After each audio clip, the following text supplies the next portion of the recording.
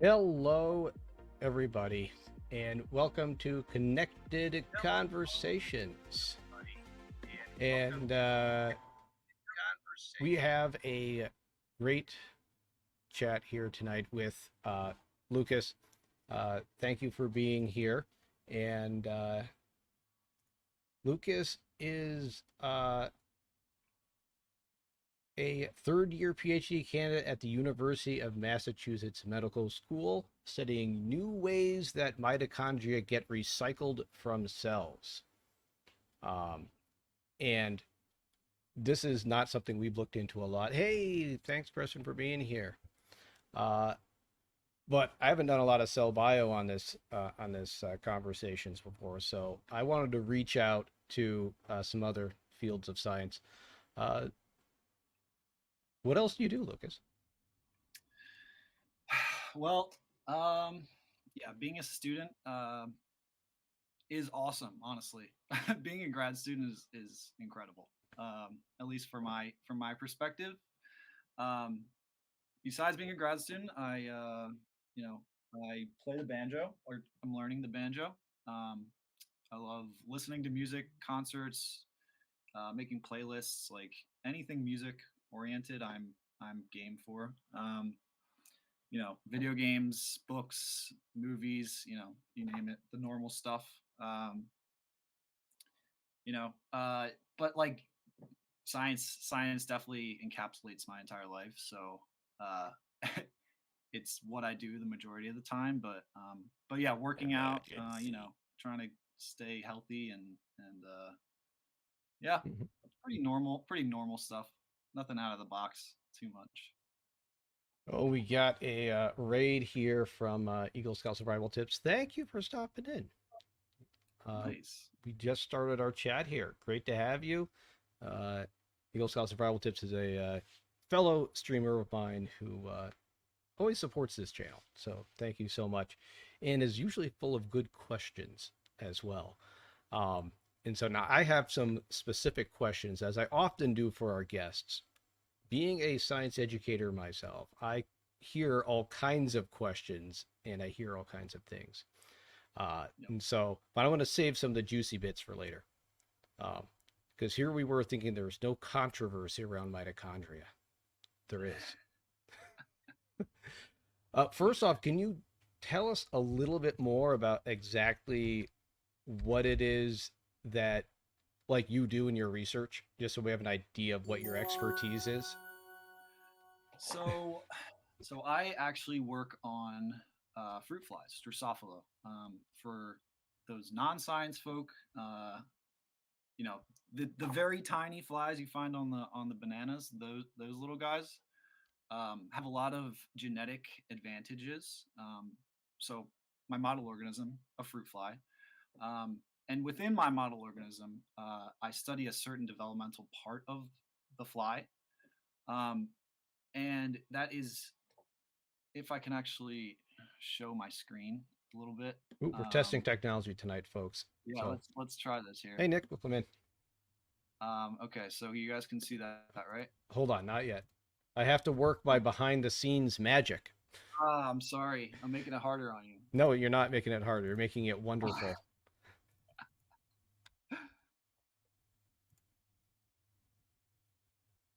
There we go. All Now we right, can see your entire screen there in the top corner. cool, awesome. All right, so I study mitophagy, and I don't want this to become a slide deck, so please don't worry that this is going to be a boring presentation. But I just wanted to reiterate and sort of help you visualize like what I'm actually doing and why I'm doing it.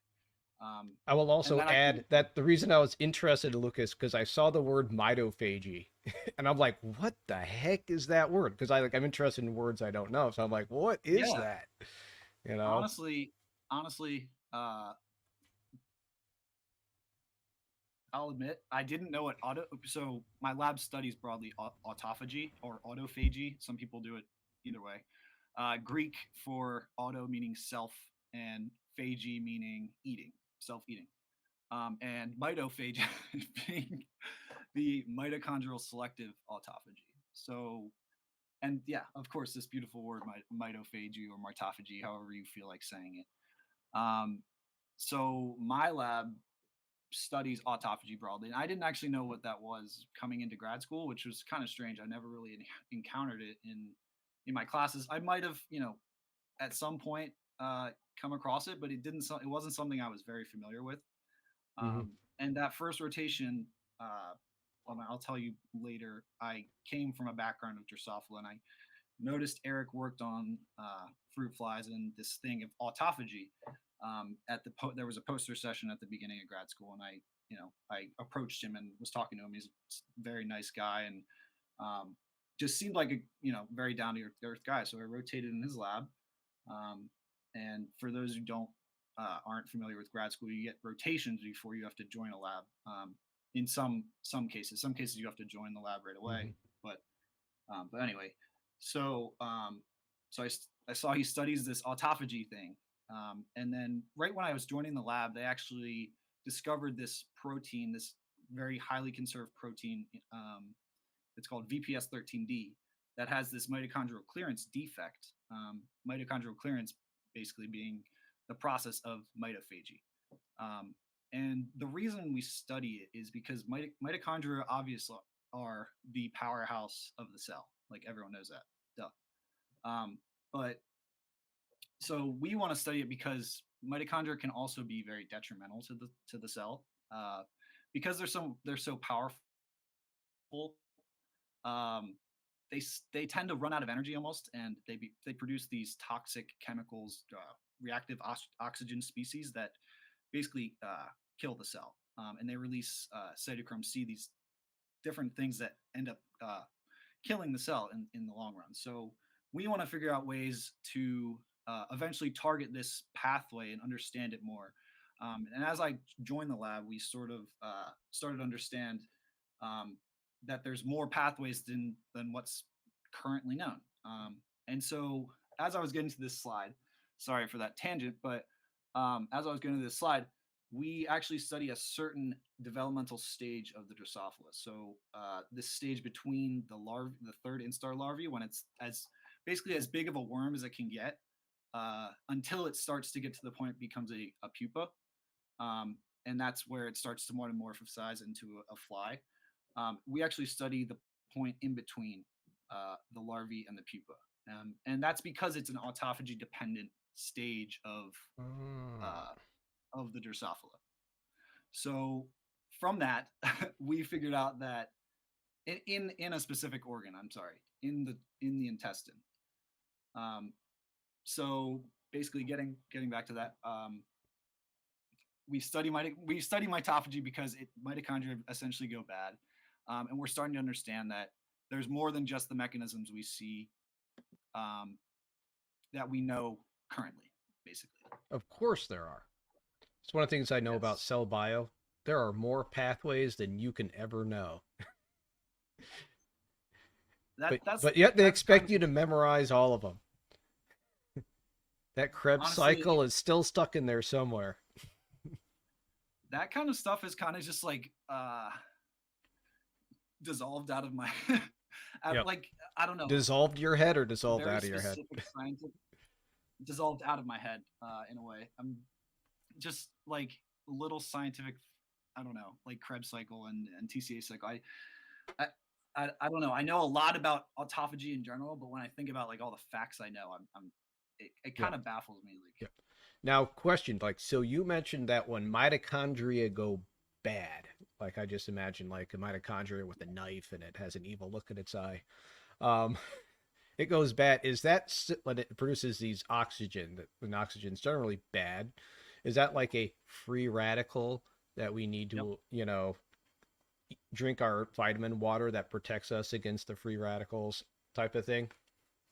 exactly, exactly. Okay. Wow, look Um, at that. and and so yeah, right. And within that, so these pores on the outside of the mitochondria start to form, um, and release these things. There's also something called cytochrome C release, and it's basically a something that it recruits caspases and other cell death dependent Hmm. mechanisms to the mitochondria and essentially killing the entire cell as a result. But reactive oxygen species is also like the main, uh, you know, the thing that goes bad. Yeah. The electron transport chain is dysfunctional and ultimately causes this Hmm. ROS to accumulate. Now, sometimes, of course, we want cells to die, especially in development, right? You want, you know, apoptosis, the technical term. I always loved that word. Hey, Uncle Bill, welcome in. You want that to occur. So might it be that in some cases we want the mitochondria to go bad and start, killing a cell? Yes, actually. I mean, see, I don't know because mitochondria are. I don't know about certain pro apoptotic mitochondrial pathways, um, but I know what you mean. But I guess it, if that happens, mitochondria is sort of like a network, so it's hard to Hmm. allow that to happen without creating damage. But I understand that cells need to turn over, and Right. specifically, actually, in the process I'm studying, that's why we're using the larval intestine because it's completely autophagy dependent.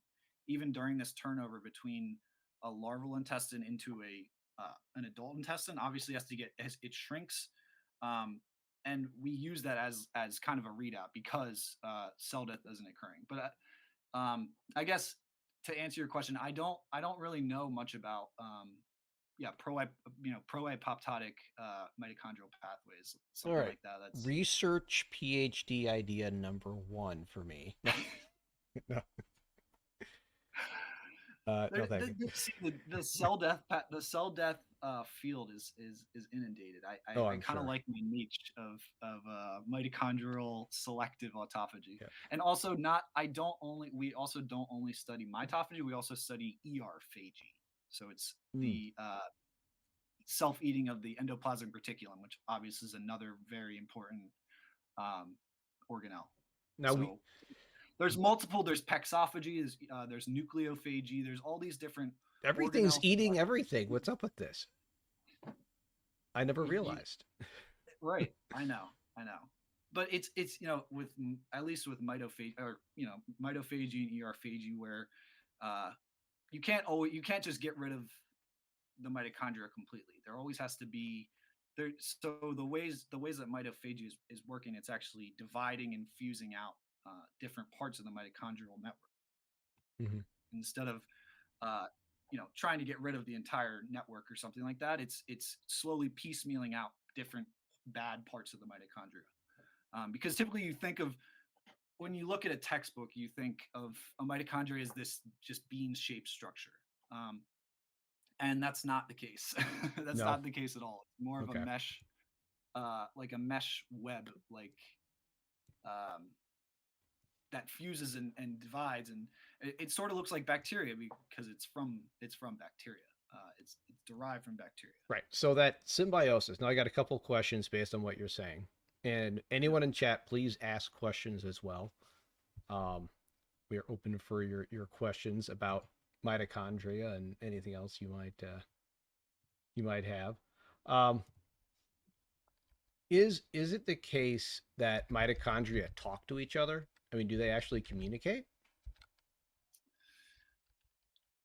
I I think yes. I think they sort of have sensors that they sort of have receptors and sensors that kind of can facilitate like the removal of um, one example is when mitochondria have their own DNA genome Hmm. for those that don't know that. Separate from our own genome, our own 23 chromosomes. There's also the DNA of the mitochondria. Um, where was I going with this? Um, Do they do they talk? talk to each other? Yes, I, in a way, in a weird sort of way, I think they do. They sort of are able to sense the bad parts, sense DNA damage or something like that, and they actually there's really cool live imaging videos of mitochondrial dividing and fusing and sort of accumulating the good parts and dividing out the bad parts, and then eventually mitophagy comes and engulfs the bad parts and degrades it and sort of makes an isolated environment where it can get rid of this toxic material that will ultimately kill the cell if it's not isolated. And that's like the most important part of mitophagy. It's basically this membrane that is able to engulf around a mitochondria that's sick or damaged. So yes, I guess in a way, yes, I would say I can never really I can't after after studying mitochondria for the past 2 years, You would I not be can't really say surprised. I don't I don't think of mitochondria as like singular things. I think of it as a network. Um, so Okay. it's like it's So they just more have to than communicate then. They're like a network. yeah, they're Yeah. intrinsically, I think of like the nervous system or something that's, everything is connected. Um, So so yeah, everything in I'd your say cells is eating everything else in your cells to try to maintain homeostasis. And if it doesn't do what it's supposed to do, of course, you can't maintain homeostasis and you have problems. What are some of the diseases that are specific to mitochondria? Can you speak to that at all? Like some of those in particular? yeah, there's a lot. There's a lot. Just off the top of my head, just because our lab studies a rare disease gene, and like I said before, VPS13D is what it's called, and it actually causes spastic ataxia. It causes progressive spastic ataxia. And interesting enough, it also causes these enlarged mitochondria. So when I think about it, I think about um, and some of the symptoms of a spastic ataxia are like gait movements and spastic movements and things like that. Hmm. I kind of think of, and we haven't studied this at all, but sort of these giant mitochondria are unable to be cleared or unable to be fused or divided out, and they essentially get stuck and sort of don't restrict your, restrict your involuntary, your voluntary movement, I guess. But other, there's a lot of brain diseases. There's a lot of Parkinson's is a huge one because PINK1 and Parkin are Hmm. two genes that have been shown to play very essential roles in mitophagy specifically. PINK1 being a kinase that essentially is recruited to the outside of the outside of the mitochondrial membrane, and Parkin being an E3 ligase that ubiquitinates other proteins on the mitochondrial membrane. And so those genes, they've actually found mutations in both of those genes that cause Parkinson's. Um, so some of the idea, Parkinson's and spastic ataxia, both neurological diseases. Hmm. But besides that, diabetes, obesity, cardiac disease, it's really just all across the spectrum. Well, Because you need mitochondria is, mitochondria for everything. So, I have a lifetime of things to study, honestly, because mitochondria are everywhere. So there's always something new to study with it. It's a hot field. It's and therapeutics are definitely on the rise well, yeah, for as we were saying, I targeting mitochondrial, you know, uh, yeah, just targeting different genes or gene therapy is huge in with mitochondria these days. So yeah. now when you're, I would think it's interesting for gene therapy. Do you target the genes of the mitochondria or the genes that are the somatic, the actual nuclear genome of the person, that cell? Um, so that's hard to say. I think it's really hard to target mitochondrial DNA. It's really hard to, Hmm. at least I know that doing CRISPR-Cas9 uh, gene editing on the mitochondrial genome is very difficult. For some reason, I think the Cas9 is unable to like. I'm not sure on the specifics, but I know it's very hard. So essentially, yes, like the somatic genes that um, for example, genes that may regulate mitochondrial fusion or mitochondrial fission or mitochondrial transport. There's a certain protein called Miro that Hmm. attaches to mitochondria and basically walks them down axons, sort of like you see that kinesin Yeah. microtubule walking type of thing. That's kind of what I think about with Miro. Um, so yeah, I mean, I would definitely say knocking out certain genes or overexpressing certain genes in specific areas or in specific cells is a possibility. But I guess right now, I don't think targeting mitochondrial genome is doable. At the moment. I'd say, I wouldn't yeah, be at the moment, surprised if but in the future that something like that happened. I The will way not be things go. surprised at Yeah. all. No, it's yeah, definitely doable. I think. So Um, that's, I mean, like you said, there's no shortage of research as far as those diseases goes and the benefit to society. So anyone out there no, looking for a PhD realm, mitochondria, looking pretty good. Um, I'd say so. Yeah, yeah. you have to give Lucas credit here for any of your ideas, though. No. I'm happy to collaborate. Yeah, happy to collaborate. Yeah, Um, you also mentioned the free radicals. That's like another avenue. And I always hear mixed messages about that, about how bothersome it really is and how bothersome it isn't. You know, it's right, it's right. kind of like eggs. Are they good for you or are they bad for you? Free radicals. Are they good for you or Exactly, are they bad for you?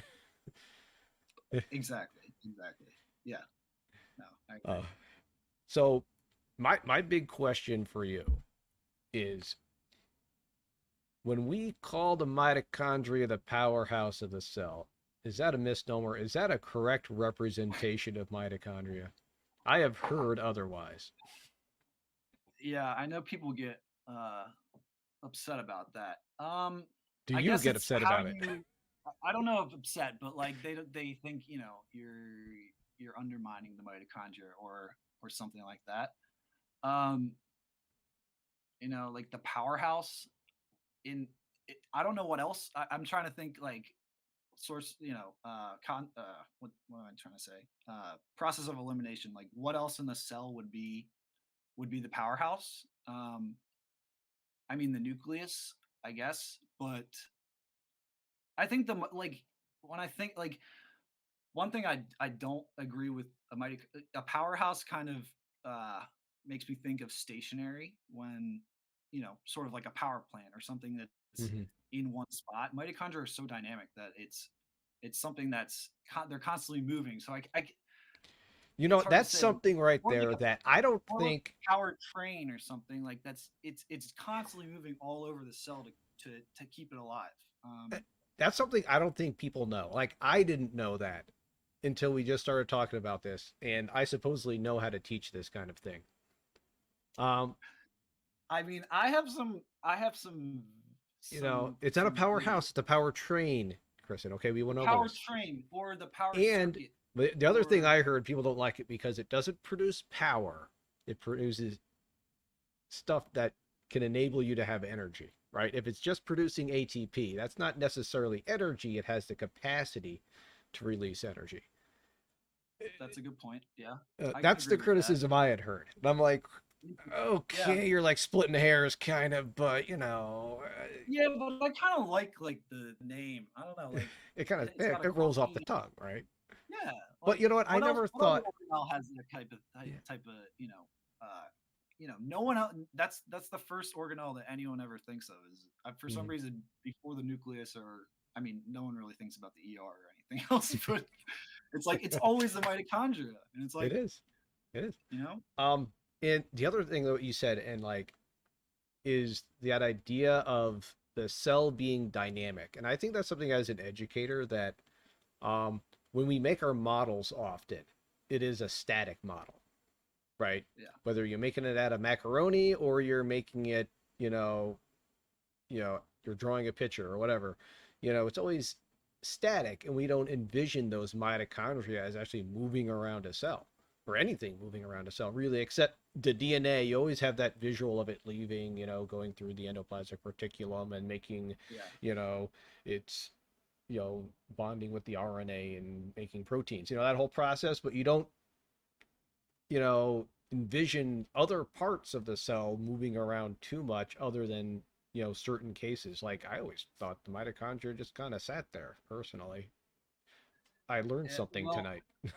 let me uh let me show you something then, because I gotta show you. It's an incredible video. It's not my video, so bear with me. It's a friend of mine from Twitter, All right, Andy Moore. hold on. Um, so please give him credit, Andy Moore.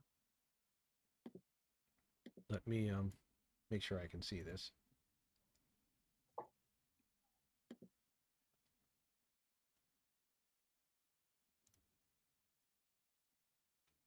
All right. All right, so let me see if this works. All right, can you see that? No. You can't. Okay.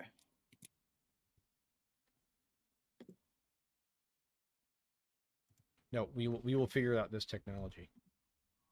That's all right. No worries. If it's a link, you can show me the link on Video Here's what. Ninja. I can get it there. I can bring it in I that think way. I think it's my PowerPoint.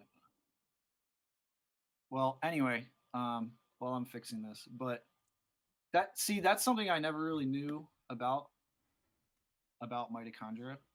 Hold on. Okay, good. I feel better about myself. I thought maybe like I was in some like zone where like I'm the only person with a degree in biology that didn't realize that mitochondria moved around the cell all the time. You know, I got a 4-year Yeah, degree and I didn't realize that. you know, and that's something you're not exposed to, and I wasn't exposed to until recently. I mean, I all of my stuff is still in fixed cells, but I've started to get more into reading papers and seeing other people's work, it really comes down to what type of cell you're working with and also what type of microscope you're working on. Mhm. Um, so so my with my stuff, it's not really possible because I'm basically ripping out an organ, and it's very hard to keep alive. And essentially, I could eventually try to do live imaging, but most of it's done in like in cell culture. So all right, let me Mhm. see if I can get this up. And then Right, and if it's that's not right. working, Um, Eagle Scout said that it's small. You can't see them without a microscope, so it's kind of hard to know, like you're right? saying, that it's moving unless you actually look it with the right microscope, at the right That's time. exactly right. Um, Exactly right. okay, All right, I wait. can Let forgive me myself try and to. my ignorance now. No, you're I'm in good good. company. All right, so this is a video by Andy Moore. So let's see if this works. All right, so you can see that. Wait, hold on. Oh, sorry. I can't see Jack squat. Oh, there it is. Now I can see it. Okay, hold on. I gotta copy the link. Put it back in.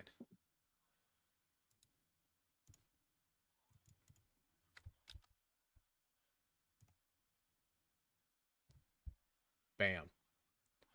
All right, you got it. Yep. What are the yellow things?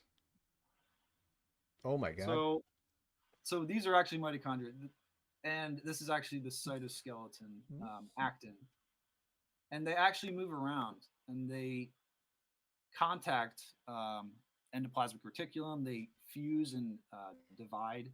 Let's see if this video works. Uh, let's see.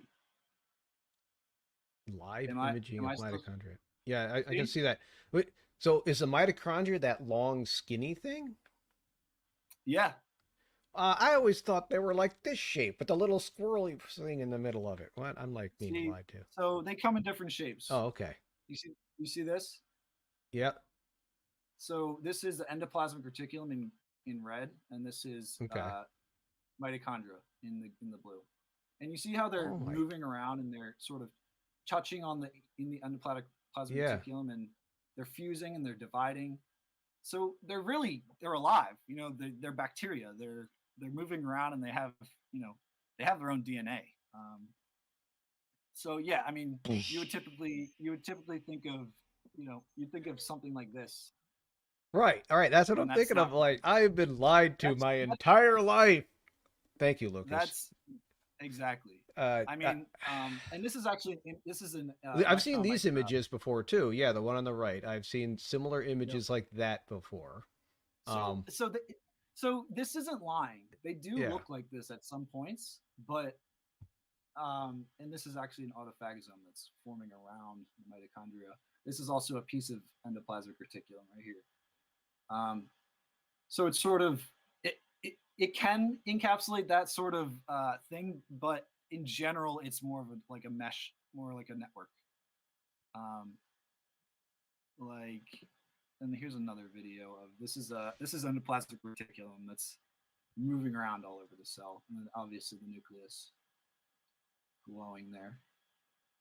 So yeah, I wanted to highlight because a lot of people haven't seen a live images like that, and I hadn't, previous to grad school. So You just blew a lot of minds tonight. Hope you realize that. I'm glad. Anyone I'm glad. watching this right now is like, what? I don't know. It's one of the things you take for granted. It's like, well, of course they're alive and they move, right? Why wouldn't they? Right. But I don't know. You have so many preconceptions in your head for based on the way you've been taught or seen things. It's You know, I mean it's hard to conceptualize the 3D cell when it is. there's so much. It's so hard to it's hard to conceptualize how complex the cell is. Like, and we just study like one little part of it, and it just blows my mind. Honestly, it's like one of those weird things that are like, okay, obviously, but like it still blows my mind thinking about like how much is going on in our cells, Yeah. just one single cell. It also makes me think about seeing the forest from the trees kind of thing. It's like if you narrow in your focus so much on the mitochondria and even one aspect of the mitochondria, but yet there's all this other stuff going on that might actually affect what it is you're observing. I mean, is it really hard to try to get that controlled experiment where you know, something else isn't affecting what you're seeing? Yeah, it is. And that's particularly why we use the system that we do, um, specifically to get physiological. Because autophagy, in a lot of ways, is studied basically by pouring on a certain chemical that inhibits auto autolysosome fusion or some process of autophagy, but you don't know what that chemical is doing to other parts of the cell or other Hmm. organelles or other proteins. Um, so we don't take that approach in a way. We do it more so in a developmental way, in this way where we're studying something that's happening as it, in normal time, in real time. This process is happening in the Drosophila midgut. So yes, it's hard to isolate um, isolate results, and another sort of caveat to my work is that we work in a clonal system. So Hmm. I'm not sure. I'm sorry. Can I screen share one more time, Scott? Yeah, you can screen share as many times All right. as you I don't want. I don't want to I don't want to make you do too much here. Oh, please. Um, That's why I'm here. mm, I'm here to serve you. so can you see this? Hold on, not yet. Hold on. You got to Okay. give me at least a second here. Come on. Jeez. I know. I'm sorry. I'm practicing this a lot, though. I like this. There you go. We can see that. All Beautiful. right, cool. It's like artwork. Um, thank you. It is actually. I mean, you should. If you, they do have I those know science people art were shows. trying to make NFTs out of these. I'm like, oh, it's probably might be a good idea. I was thinking like Um, science art competition. You're thinking NFTs. oh yeah, that too. Yeah, I guess we'll include a conversation with that too. That's hilarious. Huh? Um, so with my work, what I said was clonal.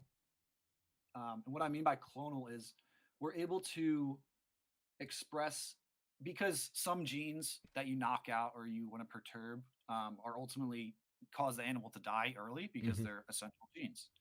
And a way we can get around that is actually we can induce these mutant clones, where basically all the cells around them are normal uh, wild type cells, but Hmm. these specific cells are not.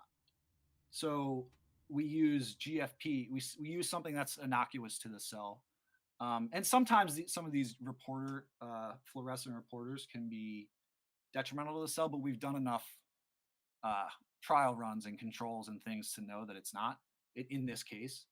Um, and we can essentially, spot, our mutant clones within an entire population of wild type cells.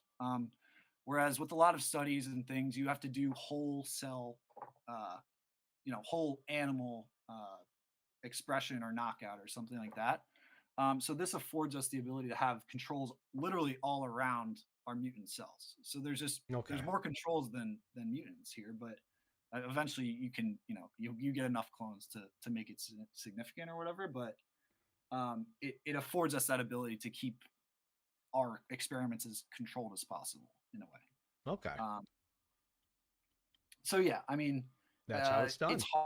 hard, but I think we've kind of mastered it, or at least my boss and the field has kind of mastered Hmm. uh, a way to induce autophagy without pouring a bunch of drugs on it and affecting a lot of other things. And these cells are from the fruit fly Yes. intestine. So just the I have a little I've I've been doing a lot of practice talks and things, so I have a lot of graphics. But Nice. um, so like I said, the fruit fly cycle embryo to larvae to pupae, but in between there's this white pupae stage, and that's the part where autophagy is basically at its peak.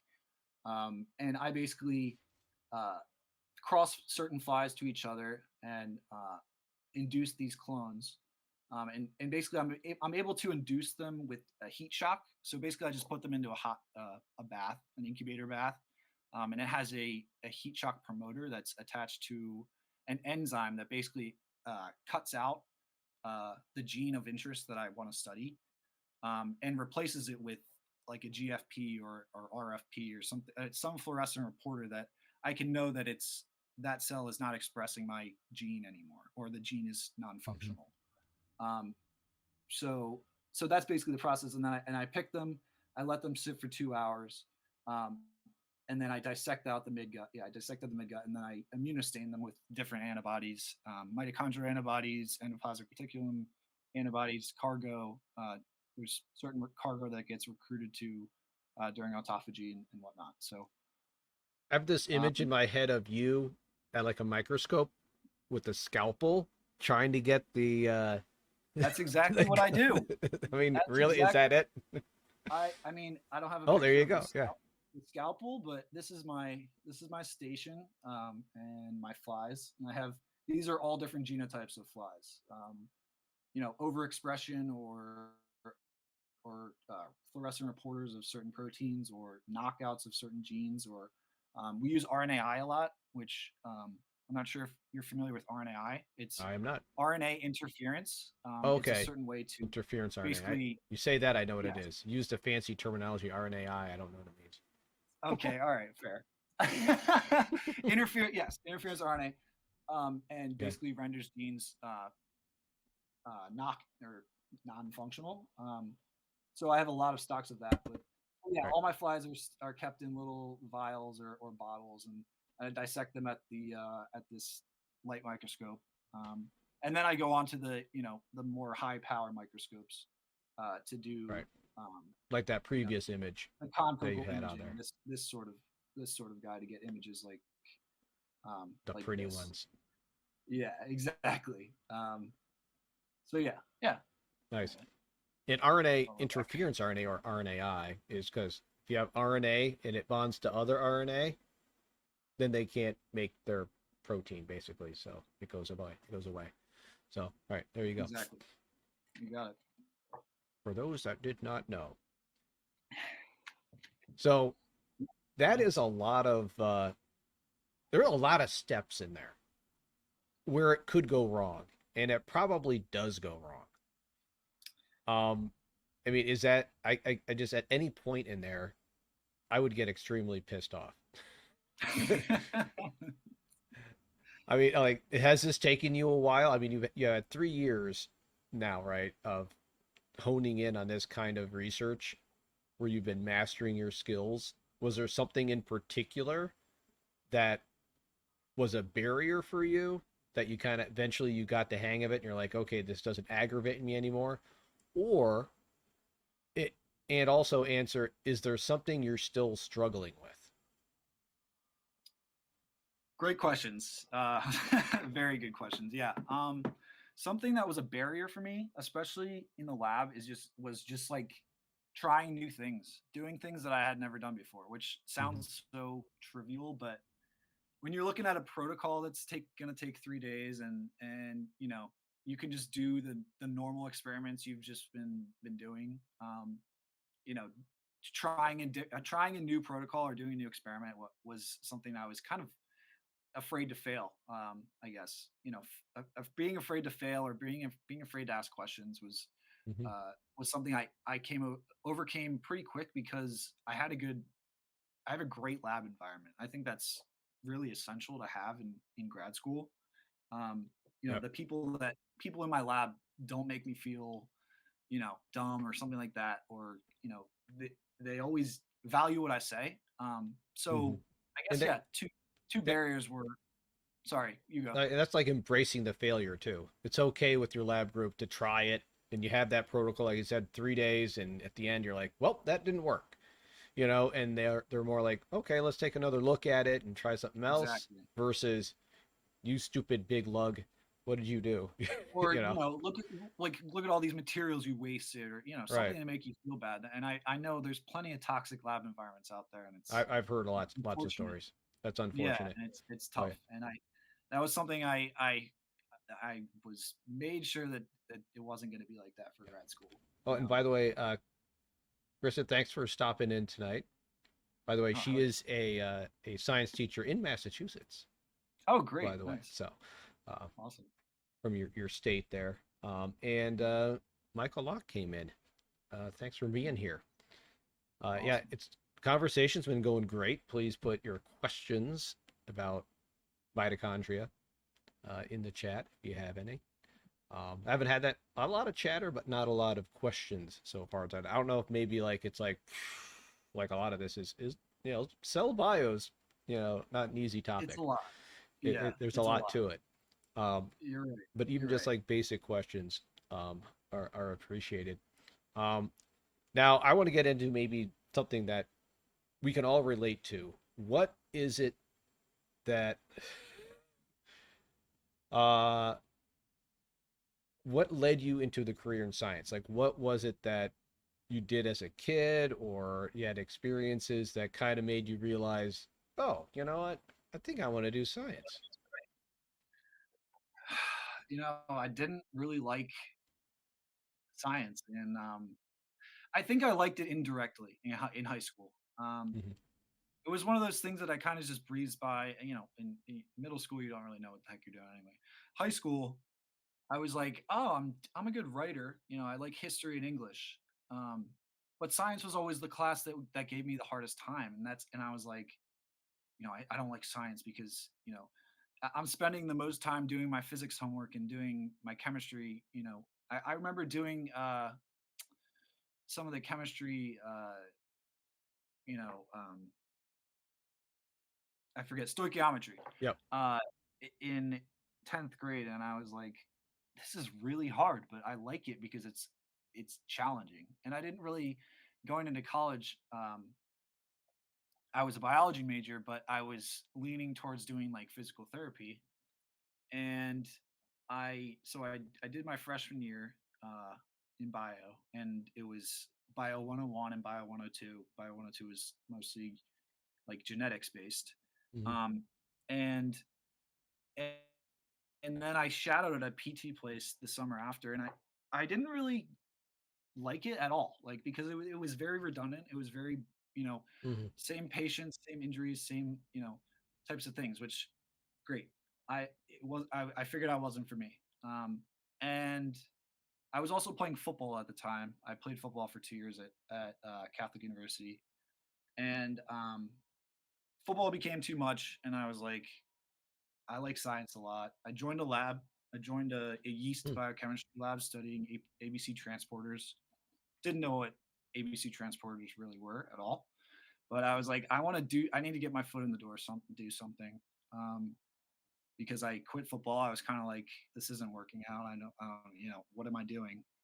And I realized like the nitty gritty science stuff was really interesting to me. I remember failing my first biology test and like bawling to my mom. I was like, what am I doing? Why am I a biology major? Like blah blah blah. But I Hmm. really go looking back, like right after the test, or a week after I reflected and was like, all right, I can do this. Um, I didn't prepare for it at all. I didn't study the way I kind of just breezed by it. So I liked the challenge. I liked the like the critical thinking stuff. I liked, independent thought, and the fact that you can read forever and just go off on tangents reading about certain mechanisms or whatever you want to learn about science, or you can pursue that.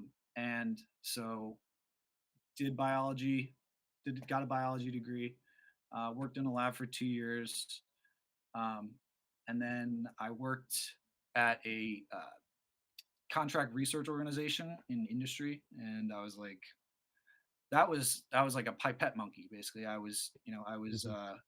on an assembly line of doing small drug discovery, kinase assays, and I was like, this is not for me.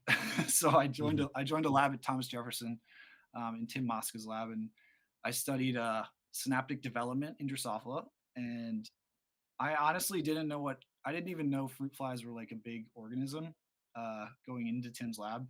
Um, Sorry if you're here, Tim, but I didn't know what the heck I was getting myself into. I was so unhappy at this CRO, um, you know, pipetting in wells, that I was like, I need to take anything. And academia seemed right, and that's where I kind of learned like the art of experimental design, and learning all sorts of things about cell biology. And I kind of realized like visual science is my thing. Like I love microscopy and seeing these Mhm. crazy images of things we can't see with our eyes, and um, you know getting getting to that point where you can image those special cells, and image them properly. And it was just like a process. And I finally hit the point where I was like, this is awesome.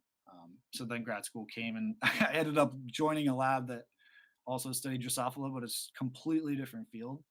And I still have an appreciation for neuroscience. So maybe, with VPS 13D having these neurological defects, maybe I can go back and do some brain studies. But yeah, it was more so like, knowledge seeking. I loved just learning more. And Mm. I've kind of broken out of my shell in terms of being confident about talking about science, and doing the science, especially You like, found your muse. You like exact. Yeah, it so feels good.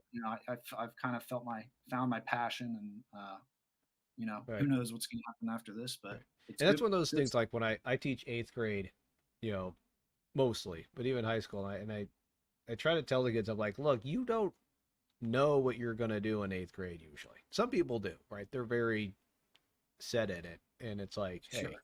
you Yeah. you've got a lot of time ahead of you to make a decision about what you want to do with your life. And whether it's you think you're going to do science and you end up doing something else, which does happen to some people, Yep. or like you, it's like at some point you're just like, oh, I think I'm going to do science. Yeah. I fully, it was sort of something like fell into my lap after repeated, uh, struggles, because it actually ended up being genetics being the class that I did the worst in college. And now I'm essentially a geneticist. So a little food for thought. Hmm. It was that class that really like gave me the worst. I was also taking organic chemistry at the same time, so that didn't help. But it was also one of those things I didn't really understand at the time. But then when I finally got to put it into a real life situation of taking these flies, and putting these Hmm. flies together, and eventually taking the babies of those flies, Yep. so But yeah, it was kind of one of those things that fell into my lap.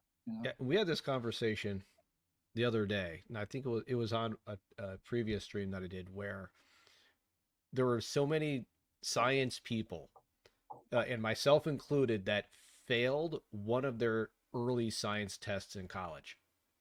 Right?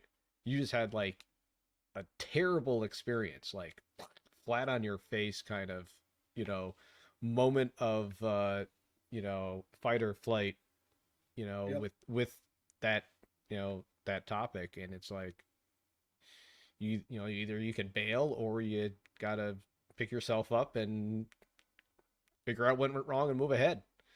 Um, and I think Well, let that's a me good tell lesson you, for half of the for people. anyone that's watching. It's like it happens. Like you fail something, even in college. It's like you can't, you know, you don't have to just give up and think that you're a stupid person, or that have that imposter syndrome where you're like, oh, I don't belong here.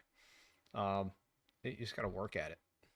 Yeah, and especially in those first couple of classes because Yeah. they're especially in science if they're going to try to weed you out because I think I had my school was pretty small, but we had I think 120 or 150 people in my bio 101 class, and uh 4 years later there was 25 of us. So it's kind of like, all right, they did weed out the kids that had hopes and dreams to be doctors, but the ones that stuck it out, it's a special thing, and it's like you really know it's your passion.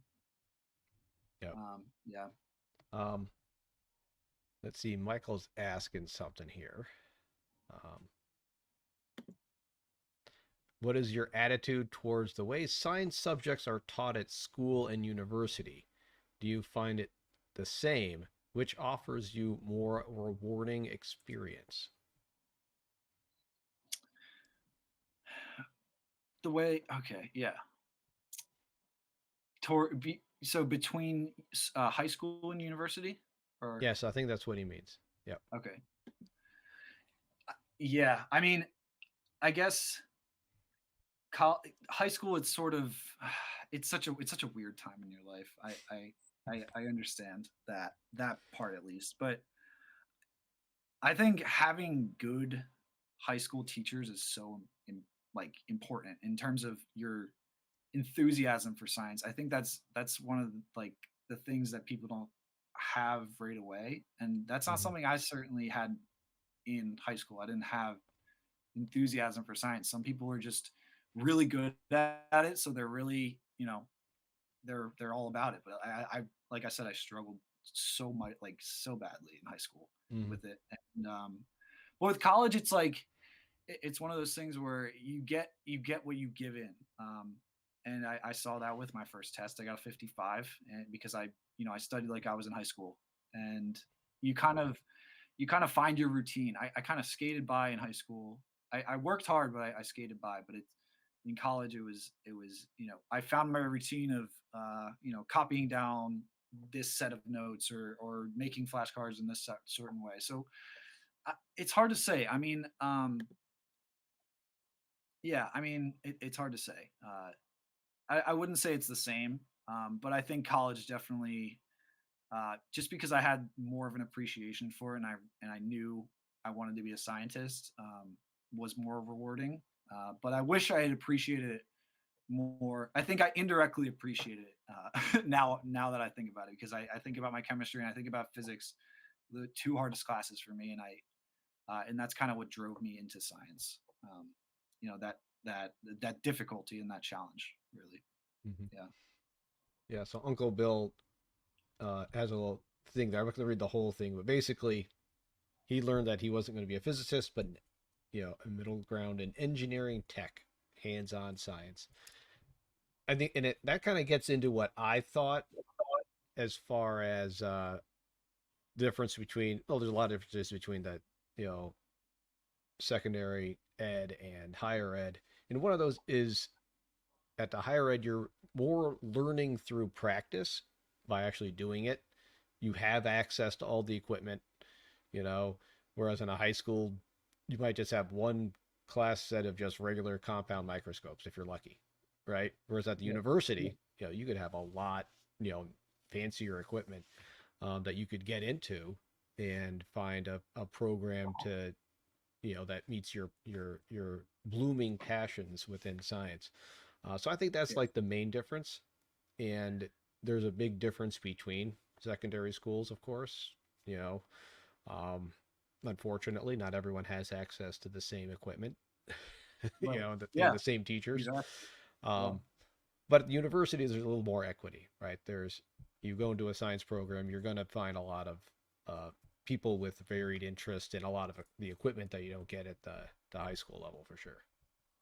Yeah. That's a good point. I didn't think about that. Yeah.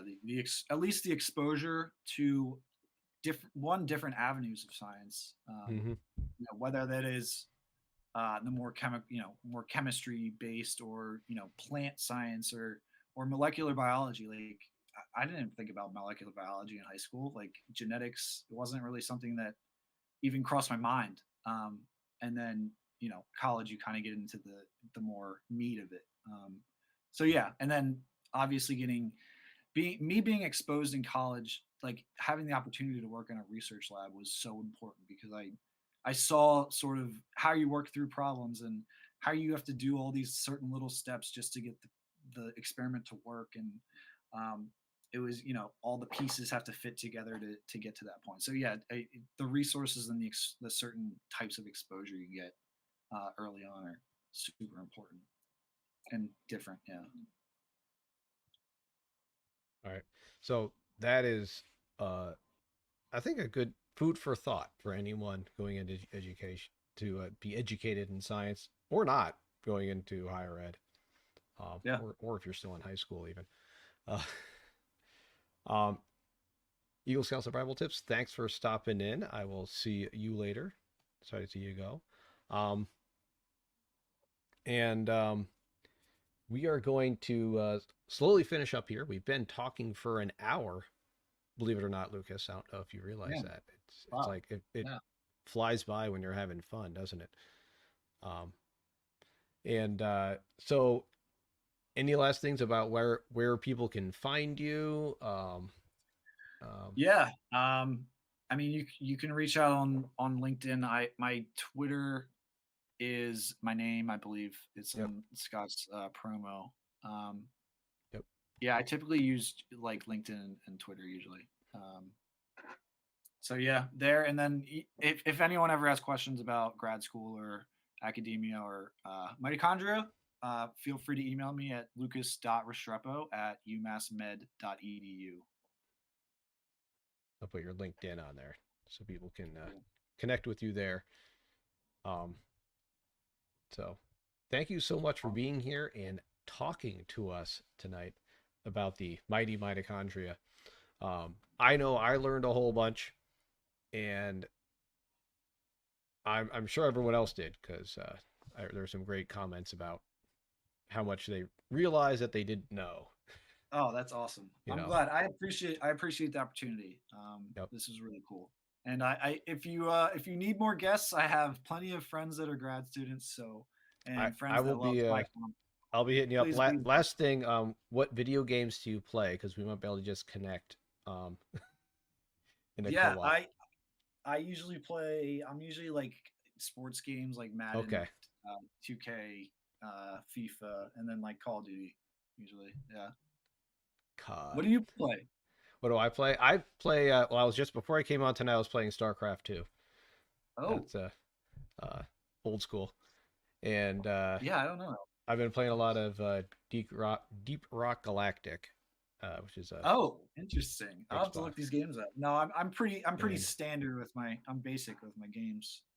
so I need to branch out more. um, But yeah. but I'll do some Rocket League here and there just for Oh, fun. nice. There you go. But that's it for me for my games. But yeah, thanks. Next week I'll do the promo for not next week, but in a couple weeks, we will have uh, El Taco Meat. Anthony will be here. He has his own Twitch channel and TikTok and Twitter. Uh, hey, man, Science Games, welcome in. Um, and so that'll be on the 2nd of March. We'll be talking about making models, education, SciComm, and farming. He has a farm. Who would have thought?